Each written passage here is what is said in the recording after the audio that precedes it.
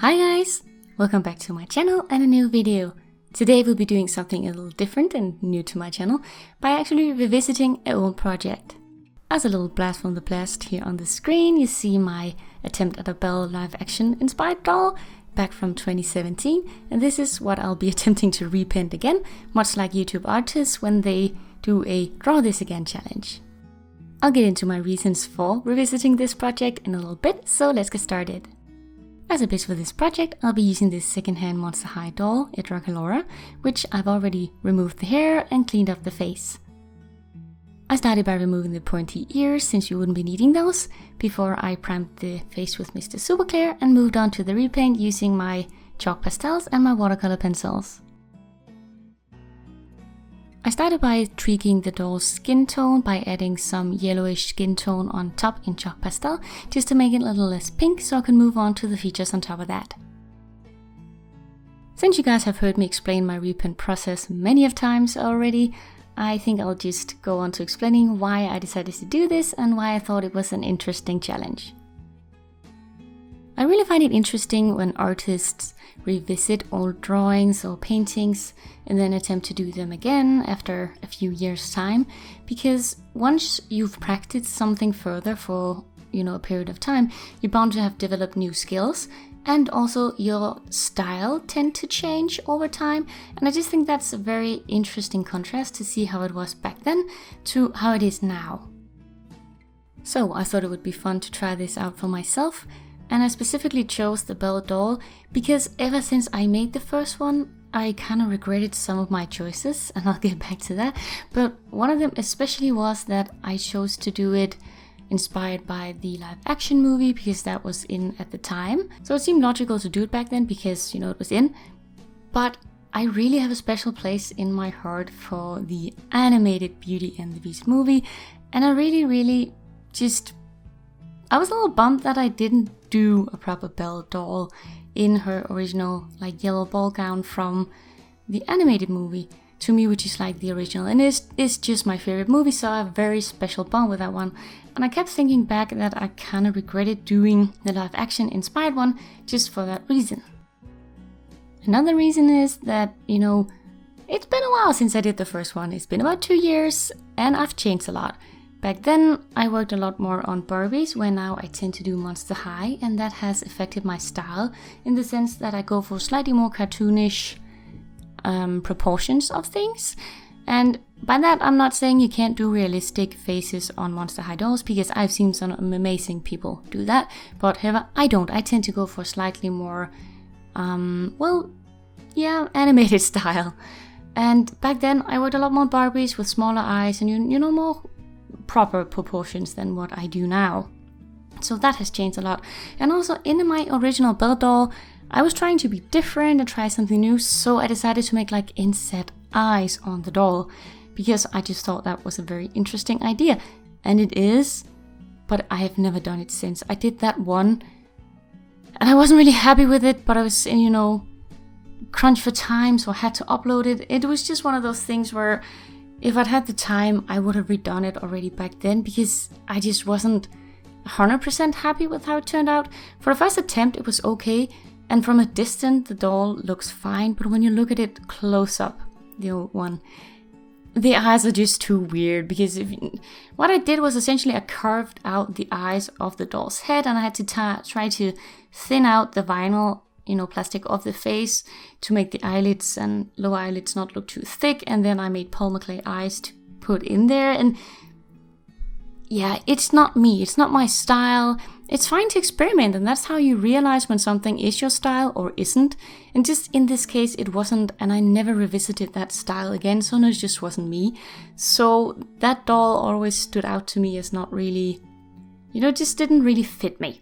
So I wanted to redo it on the basis of that as well.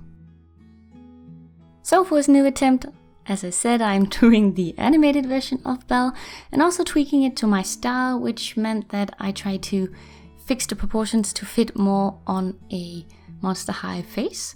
So the shape of the eyes, for instance, will be a little bit different to match the actual face sculpt, but I tried to keep the essential shape and the expression as well.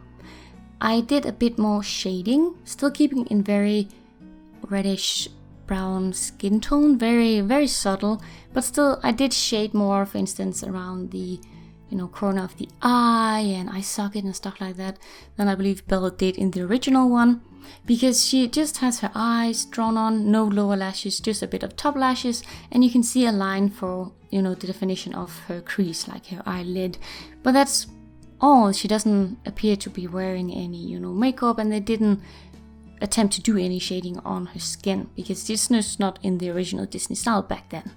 But I like to do that just because, well, it's my style. I like to shade. And also because the Monster High face is it's not as long and narrow, it's slightly more round and plump, and that tends to give a slightly sweeter and younger look, and it's no problem that it looks sweet, I like that, but it does tend to look a little younger. So shading it a little harsher does help, age it a bit and make it look a little more mature, but my version still ends up looking very sweet and young, like a very young version of Belle with very plump cheeks, but I like that, and that's kind of what I do. I don't add any lashes to the top lash line because I prefer to add 3-dimensional ones afterwards, and again, that's just part of my style. So once I had the face at a place where I wanted it, I gave it a final seal, and then we moved on to the hair, where I used 100% acrylic yarn like I like to do, brushed it out, straightened it with my flat iron, and then glued it onto the head.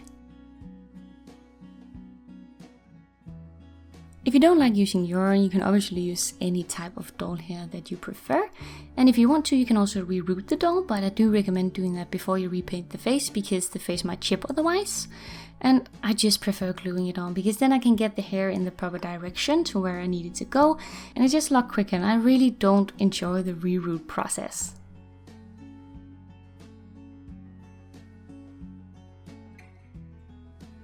Once you have all the hair in place and it's all dry, then you can style it, and I used a transparent rubber band to make it a little bun, and I used some extra strands of loose hair to tuck underneath that to kind of get the look that she has in her bun, and used a golden ribbon to go onto the edge.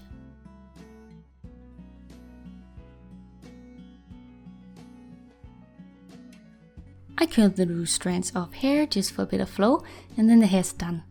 I used my 3-dimensional eyelashes and glued those in place before I glazed the eyes and glued on some flat back nail art pearls to the ears for earrings.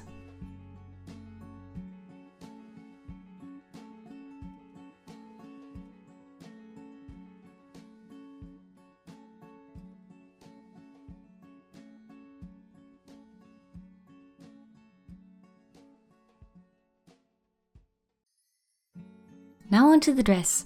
I used kitchen film and tape to make the pattern for the top part, which again you've seen me do before, and then I used some shiny fabric and I cut out the pieces and sewed them together.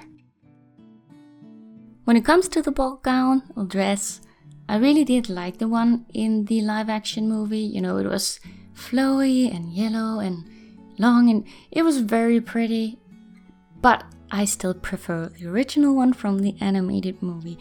I just thought, the kind of drapey panels and the shiny, I just love it. So to me, it's just iconic. So one of the reasons again why I wanted to do this project again and do this doll, because I wanted to make this dress.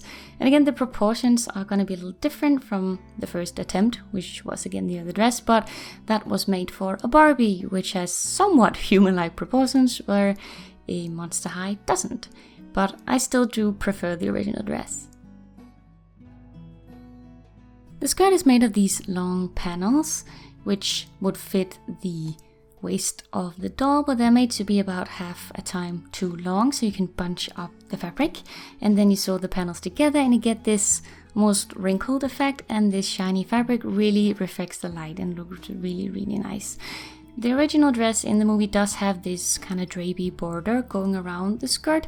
However, I chose not to add that on mine just because I did try to do it, but it just didn't look right. The fabric I had was too stiff, so I chose just to omit it because I thought it really looked better in this scale without it. So once you have the top and the bottom sewed together, you can pin it on the doll to make sure it fits, and then you can close the back with Velcro. After that, you just want to make the top part that wraps around the shoulders, and also gloves. And I made open gloves because getting, gloves to fit on doll fingers just isn't really an option, so I made open gloves. And after that, I sealed the body with Mr. Super Clear so I could change the skin tone of the skin that was going to be visible for the doll's body as well.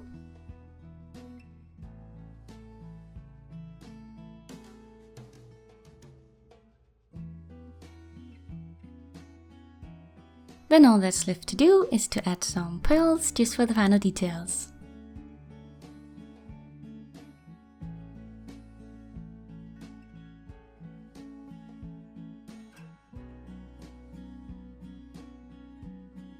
And here she is all done.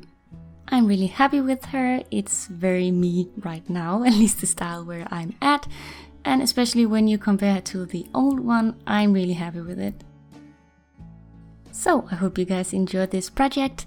Let me know if you have any requests for future videos down in the comments below. Thank you guys so much for watching. Hit the like button if you enjoyed the video, and I'll see you guys in the new one real soon. Bye!